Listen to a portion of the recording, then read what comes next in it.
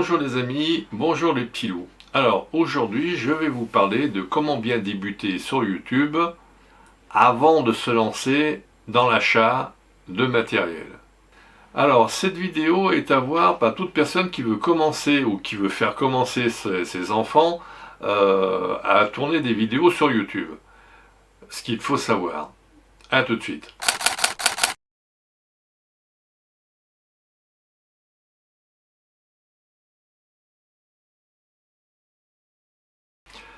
Avant toute chose, premier conseil, regardez dans quel domaine vous êtes bon, passionné, ou vous avez de très bonnes connaissances techniques. Ça va aider. Parlez-en à vos amis autour de vous, alors à des personnes de confiance et des personnes qui vous aiment et qui ont à peu près la même passion que vous, pour savoir si effectivement vous avez tout bon ou vous êtes plutôt à côté de la plaque. Il faudra analyser ce qui va être dit pour la suite. Alors ne vous racontez pas non plus d'histoire, c'est-à-dire ouais je suis super bon, je vais faire des vidéos parce que bon je suis bon et parce que bon je vais avoir plein d'amis. Non, au contraire, vous allez avoir tout plein de solitude parce que pour tourner il faut du temps. Il faut du temps pour écrire les scripts, c'est-à-dire ce que vous allez dire pendant la vidéo. Il faut du temps pour tourner la vidéo. Et il faut du temps pour la monter. Donc ne pensez pas avoir tout plein d'amis parce que vous allez tourner des vidéos sur YouTube. C'est l'inverse. Faites des choses où vous êtes bon. Faites des choses où vous maîtrisez la technique. Ne faites pas des choses que vous n'avez pas idée du moindre commencement et du moindre final de la chose, sinon vous allez perdre très vite courage. Faites-vous un storyboard, c'est-à-dire que notez là où vous êtes bon, là où ce que vous voulez dire, ne pas oublier de choses, les thèmes que vous voulez aborder, les choses que vous voulez dire, les choses à ne pas oublier pendant votre tournage, parce qu'à un moment donné, vous avez écrit des choses, et puis dans la précipitation, au moment du tournage, vous zappez la moitié de ce que vous vouliez dire. Donc il faut prendre des notes, et pour ne rien oublier. N'essayez pas de faire des trucs que vous ne maîtrisez pas, parce que vous l'avez vu faire ailleurs. Peut-être que les autres sont super bons et que ils font des trucs que vous ne savez pas faire. Ne faites rien. Vous feriez écharper. En disant, ouais, bon, apprends à maîtriser ce que tu veux nous faire voir. Voilà, vous voyez, ce genre de réaction, j'allais dire, quel en serait l'intérêt? Si vous voulez savoir si vous êtes aussi bon que ce que vous avez vu faire ailleurs, faites-le en privé. Alors prenez conscience que YouTube va vous prendre du temps pour écrire les scripts, tourner les vidéos, parce que aménagez votre décor, etc. Tournez votre vidéo, donc, les monter, parce que j'allais dire que si vous faites un one shot, il y a des choses qu'il faut couper au montage, de façon à ce que ça soit fluide. Donc évitez de faire des tout le temps, ou alors restez bien en face de la caméra, de façon à ce qu'on puisse avoir une coupure, comme je le fais en ce moment, et reprendre exactement au même endroit, sans avoir à refaire de mise au point. Alors trouvez votre lieu d'enregistrement, votre bureau, un coin du salon, un coin de votre garage. Essayez de voir comment vous pouvez l'aménager avec des couvertures. Bon, là, ça c'est gratuit, hein. Je pense que vous avez des couvertures, des plaques de polystyrène, des cartons. Vous recevez des trucs de chez Amazon. Vous gardez les cartons et les polystyrènes et vous vous en servirez pour casser le son dans votre studio. Commencez à budgéter votre projet. À savoir, vous avez un appareil photo qui est bon, donc ça, c'est pas acheté. Par contre, il faut des cartes qui acceptent des débits relativement élevés de ce style-là. Vous voyez, il y a 2 rangées de connexions d'accès, c'est super important. ça veut dire qu'elles sont super rapides et qu'elles pourront suivre le débit 4K que vous imposerez à votre caméra, par exemple. Donc commencez à budgéter votre matériel, et puis tout ce qu'il vous faut, la lumière, éventuellement des mousses, parce que vous n'avez pas acheté quoi que ce soit sur Amazon. Pensez à Leroy Merlin, Brico Dépôt, etc.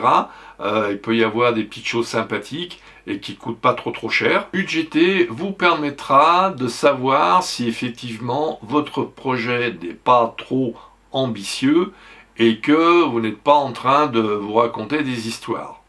C'est important parce que c'est pas la peine d'aller faire des frais, d'acheter des micros, des cartes, de la lumière, etc.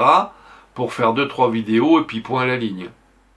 Alors, avant de commencer, écrivez une bonne dizaine de scripts de façon à ce que lorsque vous commenciez à tourner vos vidéos, vous ne soyez pas stressé par le fait de trouver des sujets et de les enregistrer. Donc, un projet mené à terme, c'est sympa, on a une grande bouffée d'oxygène, mais par contre, si on ne sait pas quoi enregistrer juste après, là, on a un gros coup de stress en disant « mais qu'est-ce que je vais bien pouvoir dire ?» Donc, là aussi, si vous ne savez pas quoi dire, ça veut dire que vous n'êtes pas forcément prêt de tourner des vidéos sur YouTube. Personnellement, ça fait 2 ans que je tourne des vidéos, à raison d'une vidéo minimum par semaine, voire 2, faut avoir matière à faire. Pensez-y. Ça peut être aussi un sujet de réflexion, on va dire, ouais, non, finalement, je trouvais que ça c'était sympa, mais non, c'est trop de travail. Je laisse tomber.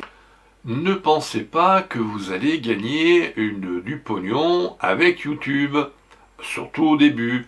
À un moment donné, vous allez peut-être avoir une communauté relativement sympa, on va dire 200-300 abonnés, comme je peux avoir en ce moment, et vous dire, ouais, tiens, c'est super, c'est sympa, mais par contre, vous n'allez pas gagner de sous avec, parce que j'ai appris dernièrement qu'il fallait 1000 vues pour faire 1 euro. Enfin, 1 dollar exactement. Ça dépend.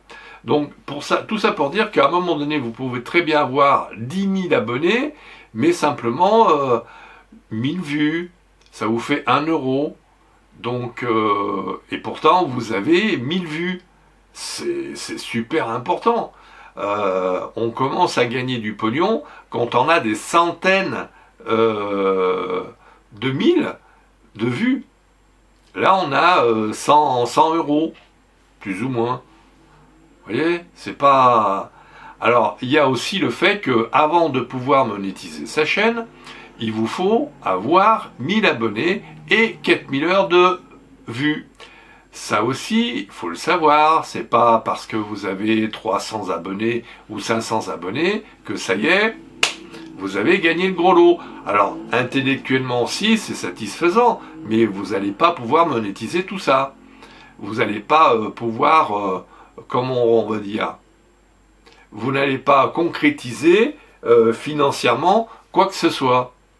Alors, pour terminer, j'allais dire, ayez un projet qui ne soit pas trop ambitieux, parce que là aussi, faut pas que ça soit trop, faut pas que ça soit un projet inatteignable, du style avoir 100 000 abonnés la première année, ça n'y comptez pas.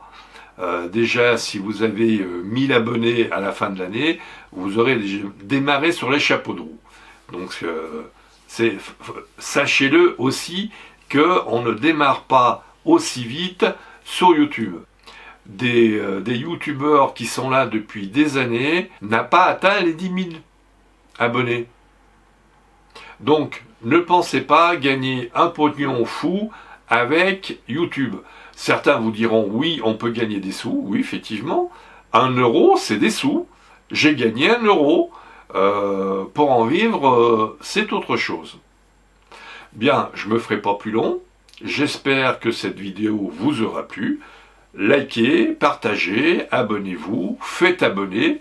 Et puis suivez, j'ai encore trois autres vidéos qui vont suivre sur le sujet de bien démarrer sur YouTube. Et puis à très vite. Merci de votre écoute.